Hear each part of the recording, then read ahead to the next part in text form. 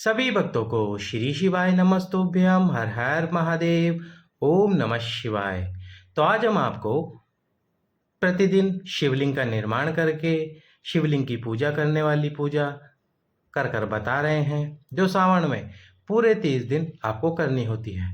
पूर्णिमा से लेकर पूर्णिमा तक, यानी कि सावन से पहले की पूर्णिमा और जो सावन की पूर्णिमा होती है उस पूर्णिमा तक ये उपाय, ये पूजा की जाती है। आपकी कोई भी कामना हो, कोई भी मनोकामना हो, उसको पूर्ण करने के लिए इस पूजा को किया जाता है। साथ ही हमने 5 कंकर वाली पूजा आपको करके दिखाई है।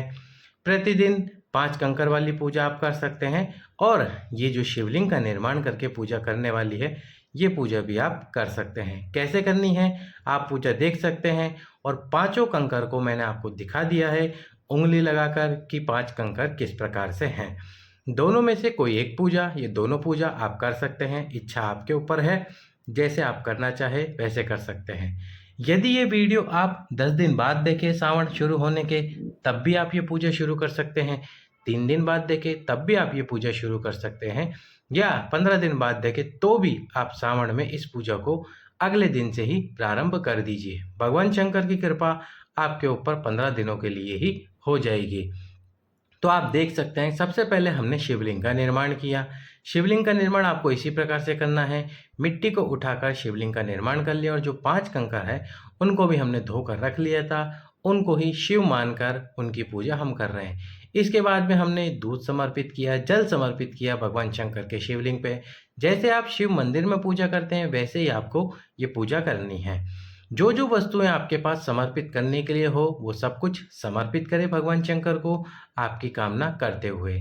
दूध और जल समर्पित करने के बाद में चंदन लगाते हैं शिव जी को, जो कि हमने चंदन भी लगाया, पांचों कंकर पे चंदन लगाया है और भगवान शंकर के शिवलिंग पे चंदन लगाया है। ये पूजा हम अपने घर में बेलपत्री के वृक्ष के नीचे कर रहे हैं, क्योंकि हमारे घर में बेलपत्री का वृक्ष है। अब आप सोचेंगे ये हमने क्या समर्पित किया, तो ये मेहंदी है जो हमने शिवलिंग पे समर्पित की है। जो आपके पास हो वो आप समर्पित कर सकते हैं। हो सकता है कुछ माताएं बहनें या कुछ बोले मेहंदी शिवलिंग को नहीं चढ़ाई जाती, ये नहीं लगाई जाती, पर जैसा गुरुजी कहते हैं जो वस्तु आपके पास में हो आप समर्पित कीजिए, भगवान शंकर उसको स्वीकार करेंगे। काले तिल, काली मिर्च के दाने, ये भी हमने शिव जी को समर्पित किए। साथ ही साथ में गेहूं के दाने भी हमने भगवान शंकर को समर्पित किए हैं। यदि आप संतान प्राप्ति वंश वृद्धि चाहते हैं तो 21 गेहूं के दाने शिवलिंग को जरूर समर्पित कीजिए, भगवान शंकर से कामना करते हुए, वंश की वृद्धि की कामना करते हुए। धन प्राप्ति के लिए कुबेर भंडारी और कुबेरेश्वर महादेव का स्मरण कीजिए। साथ ही हमने यहाँ पर आपको 2 कलश जल, जो आप प्रतिदिन शिव मंदिर में जाकर नियम धारण करते हैं, आप 2 कलश जल यहाँ पर जो शिवलिंग का निर्माण करेंगे, यदि आप आपके गमले में शिवलिंग का निर्माण कर रहे हैं तो वहाँ पर उसी शिवलिंग पर 2 कलश जल वाला उपाय भी अवश्य ही कर सकते हैं। 2 कलश जल आप तुमरुकेश्वर महादेव और कृष्णेश्वर महादेव, और यदि आपकी इच्छा धन प्राप्ति की है तो कुबेर भंडारी और कुबेरेश्वर महादेव का स्मरण कीजिए। पूजा शुरू करते ही हमने सारी वस्तुएं समर्पित करी। इसके बाद में हमने बेलपत्र समर्पित करना शुरू करा। भगवान शंकर को बेलपत्र समर्पित करने के बाद में दुर्वा, जिसको दूबा भी कहते हैं, हरिकांस भी कहते हैं, वो हमने समर्पित करना प्रारंभ करी। दुर्वा समर्पित करने के बाद में जो हमने वस्तु समर्पित की थी भगवान शंकर को, वो समर्पित करे थे आंकड़े के पत्ते, धतूरे के पत्ते और कनेर के पुष्प।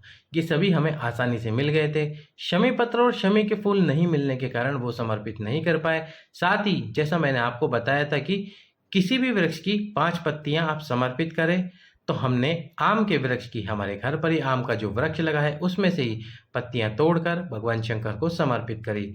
शिव जी स्वीकार करते हैं यदि आप प्रेम भाव से और भाव से उस वस्तु को समर्पित करें। इसके बाद में आंकड़े का पत्ता हमने एक एक करके समर्पित करा।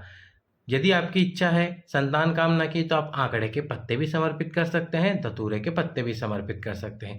देख सकते हैं आप, ये धतूरे के पत्ते हैं जो कि हमने समर्पित करे हैं। इसी प्रकार से आपको धतूरे के पत्ते भी समर्पित करने हैं। जो वस्तु आपको मिल जाए वो वस्तु आप समर्पित कर सकते हैं।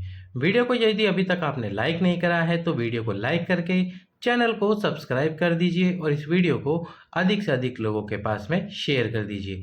अब आप देख सकते हो 2 कलश जल एक साथ हम समर्पित कर रहे हैं भगवान शंकर के शिवलिंग पे। ये हमने पहले समर्पित क्यों नहीं किया, उसके पीछे का कारण, उसके पीछे का रीज़न ये है कि यदि हम शिवलिंग का निर्माण करने के तुरंत बाद ही 2 कलश जल शिवलिंग पे समर्पित कर देंगे तो शिवलिंग का विसर्जन वहीं हो जाएगा, हमारी पूजा अधूरी रह जाएगी। और बेलपत्र, आंकड़े के पत्ते ये समर्पित करने के बाद में इसलिए करा है क्योंकि यदि हम 2 कलश जल जब समर्पित भी करेंगे तो शिवलिंग को कोई नुकसान नहीं होगा, यानी कि शिवलिंग का विसर्जन नहीं होगा। तो इसलिए हमने 2 कलश जल समर्पित करे हैं। यदि आप 2 कलश जल का नियम धारण कर चुके हैं सावन में और शिव मंदिर में जा रहे हैं तो वो नियम भी अच्छा है। और यदि आप ये शिवलिंग या शिवलिंग बनाकर पूजा कर रहे हैं और इसमें भी 2 कलश जल समर्पित कर रहे हैं तो ये भी अच्छी बात है। नियम आपके ऊपर है, आपको किस प्रकार से करना है। इसके बाद में जब आप सारी वस्तुएं समर्पित कर दें, जो जो आपके पास में वस्तु है वो सब वस्तुएं आप समर्पित कर दें, उसके बाद में दीप प्रज्वलित करें। दीप प्रज्वलित करने के बाद में जब दीप ठंडा हो जाए, यानी कि दीप बुझ जाए, इसके बाद में आपको जो पार्थिव शिवलिंग या जो शिवलिंग आपने बनाया है मिट्टी का उठाकर, उसका विसर्जन कर देना है। विसर्जन कैसे करना है इसका वीडियो भी हमने बनाया है, वो हम आपको इसी के अंदर दिखाने वाले हैं। विसर्जन कैसे करना है, भगवान शंकर की कृपा आपके ऊपर अवश्य ही प्राप्त होगी यदि आप ये पूजा प्रतिदिन करते हो। जिन माताओं बहनों की इच्छा है वंश की वृद्धि की, वो एक बार ये 5 कंकर वाली पूजा अवश्य ही करे। प्रतिदिन कंकर चेंज नहीं करने हैं आपको, इन्हीं 5 कंकरों की पूजा करनी है आपको। यदि आपके घर पे वृक्ष नहीं है तो आप आपके गमले में भी ये पूजा कर सकते हैं। और यदि कंकर ना मिले तो आप मिट्टी उठाकर शिवलिंग का निर्माण कर कर, जैसे कि मैंने आपको बताया, उसी प्रकार से पूजा कर सकते हैं। ये पूजा आपको इसी प्रकार से करनी है। जो भी वस्तुएं समर्पित कीजिए, कनेर का पुष्प है समर्पित कीजिए, यदि आपके पास में शमी पत्र है, शमी का पुष्प है, या और भी कोई विशेष वृक्ष की पत्ती है तो वो समर्पित कीजिए, पीपल का पत्ता है तो वो समर्पित कीजिए। भगवान शंकर से प्रार्थना कीजिए, अपनी मनोकामना बोलिए कि हे शिव, मेरी इस मनोकामना को पूर्ण कीजिए। और इस प्रकार से प्रार्थना करते हुए, मनोकामना बोलते हुए आपको ये पूजा करनी है। इसके बाद में जब आप भगवान शंकर के शिवलिंग पे, जो आपने पार्थिव शिवलिंग बनाया है, उस पे जब आप हल्दी लगाएंगे या फिर चंदन लगाएंगे तो उस चंदन में से थोड़ा सा चंदन अपनी उंगली से निकालिए, उसकी टीकी यानी कि उसकी बिंदी अपने मस्तक पर लगाइए। इस प्रकार से आपको ये पूजा करनी है। अब आप देख सकते हैं जल डालकर हम शिवलिंग का विसर्जन कर रहे हैं और शिवलिंग विसर्जित हो रहे हैं। तो इस प्रकार से आपको शिवलिंग का विसर्जन कर देना है जल डालकर, उसके अलावा आपको और कुछ नहीं करना। अगले दिन फिर से शिवलिंग का निर्माण करना है और इसी प्रकार पूजा करनी है आपको।